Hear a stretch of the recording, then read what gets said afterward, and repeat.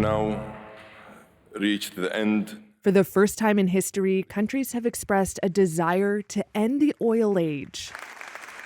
The COP28 accord from the summit in Dubai calls for transitioning away from fossil fuels. Key players, including conference president Sultan Al Jaber, say it's historic. You delivered. This is a sea change moment. I think this is a global turning point. Fossil fuels phase out! Some remain dissatisfied with concessions allowing for the use of tech such as carbon capture to keep greenhouse gases out of the atmosphere. But striking a deal was by no means a foregone conclusion. Here's a look at how the COP28 deal got done. I promised I would roll up my sleeves. Before the conference, COP28 President Al Jaber was pilloried by environmental activists as untrustworthy. He runs the United Arab Emirates state oil company. But he didn't want to oversee a failed conference. Before it started, his office pumped up climate initiatives, like an EU and US-led declaration by nations to triple renewable energy capacity by 2030. The urgency of this moment is clear. And a US-China cooperation agreement reached in November.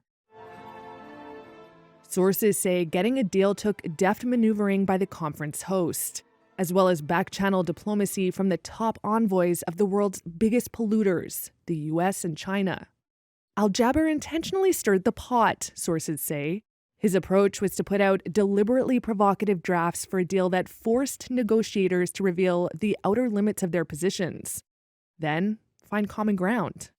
On December 11th, Al Jaber's draft deal outlined a broad menu of options that countries could, not should, take to fight climate change. Those options ranged from carbon capture to reducing fossil fuel use or cutting subsidies. Missing was any mention of a phase-out. That sparked outrage, including from small island nations. We will not sign our gift certificate. It is our very survival that is at stake. While scores of countries came to Dubai wanting language around phasing out fossil fuels entirely, it was something oil group OPEC particularly opposed.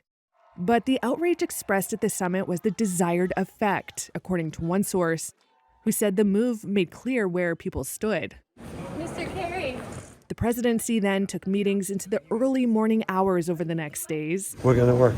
What's going on? And did not release an updated draft until December 13th, a day after the summit's scheduled end. The term phase out remained a red line that some like China and Saudi Arabia would never accept.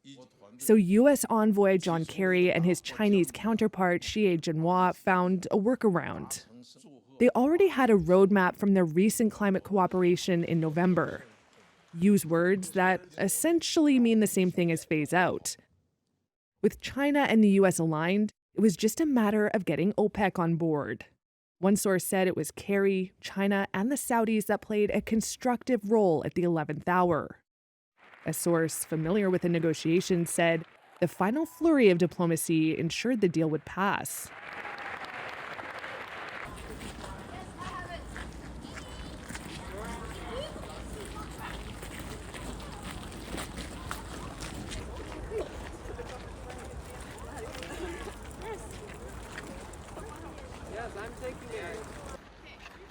Okay, everyone. Can you? Yes, I know, but I'm just saying slowly. Okay, now everyone here. Chris.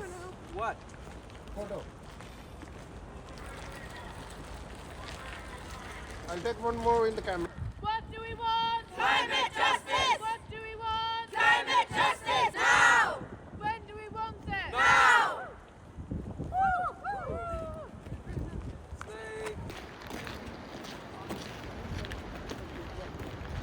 This is the bare minimum.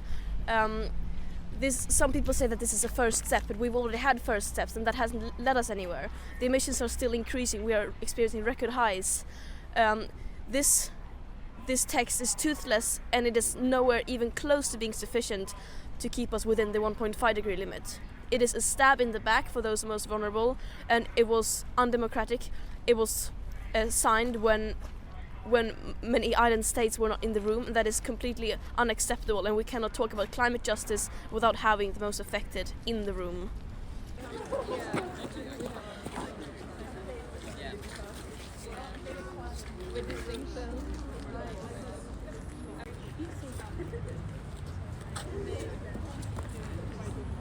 I think this COP has once again proven that the COP processes are not working in our favor. They are not designed to solve the climate crisis. They are more working as an alibi for world leaders to say that, oh, we signed this, and then not actually doing anything. If the COPs would have led to anything, we would have seen results by now.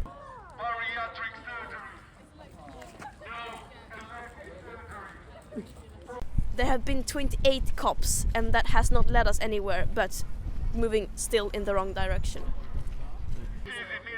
Practice the old exams.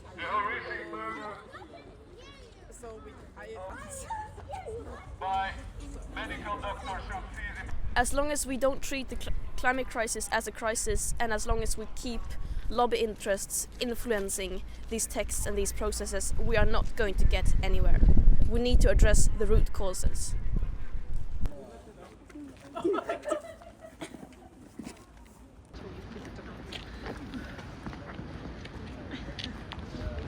Much more ambitious and a lot clearer, and not leaving so many loopholes for people to be able to have new false solutions and greenwash themselves even more. The fossil fuel lobby was very present at the COP and had a lot of effects on the final draft, and makes it possible for them to continue to extract fossil fuels, and for countries like Sweden to continue with new fossil solutions like biofuels, which are clearly not a solution and is not better than fossil fuels.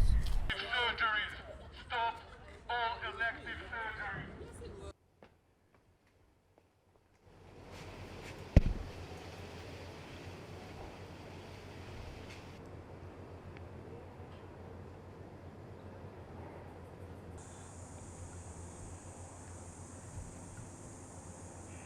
Look, I think it's the bare minimum.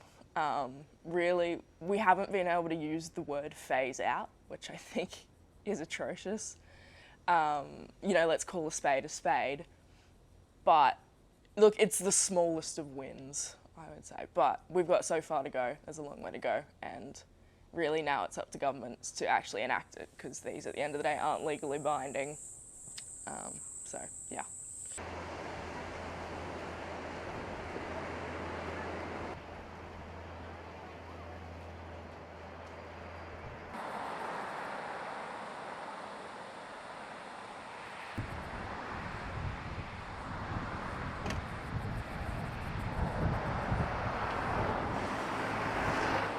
Look, I think it's a long overdue first step to, you know, acknowledge that the climate crisis at its heart is a fossil fuel crisis. But now that it's really important to Australia, for Australia to come home and focus on domestic legislation that will help them achieve COP's goals that they've assigned to.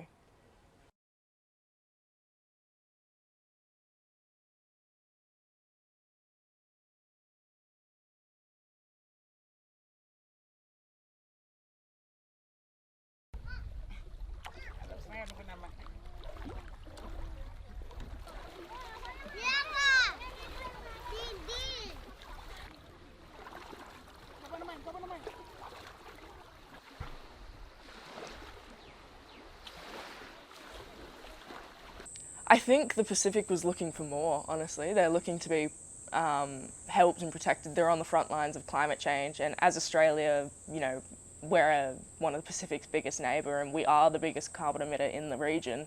It is our responsibility 100% to reduce our emissions and to help the Pacific when it comes to facing the impacts of our climate crisis.